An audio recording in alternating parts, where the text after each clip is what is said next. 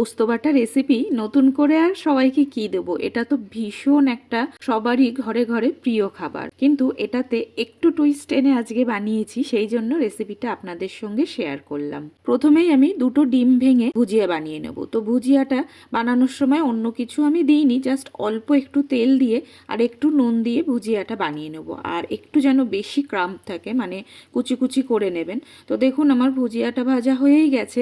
এইবারে আবার একটু তেল দেবো, একটু না বেশ খানিকটা তেল লাগবে, এই সব খাবারে একটু বেশি তেল তো লাগেই। তো এরপরে আমি দিয়ে দিয়েছি কাঁচা লঙ্কা কুচি, ঝাল আপনারা যতটুকু খাবেন সেইটুকুই দিয়ে দেবেন। তারপরে দিয়ে দিলাম পেঁয়াজ কুচি। এইবারে এই পেঁয়াজ কুচানোটা বেশ খানিকক্ষণ নাড়াচাড়া করতে হবে।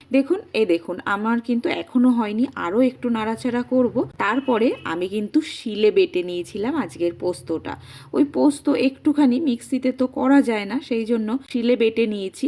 খেতেও ভালো হয় আর বেশ বাটাটাও খুব সুন্দর হয়। এরপরে এই মিক্সচারে আমি দিয়ে দিলাম একটু নুন। আজকে আমি পোস্ততে হলুদ ব্যবহার করিনি, অন্য সময় একটু হয়তো করি, কিন্তু আজকে একদমই হলুদ ছাড়াই করছি। আর এটাও ভাজা ভাজা হয়ে গেছে।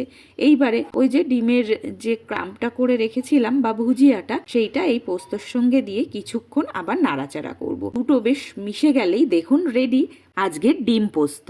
আমার ভিডিও ভালো লাগলে লাইক, কমেন্ট, সাবস্ক্রাইব করে পাশে থাকবেন। Thank you.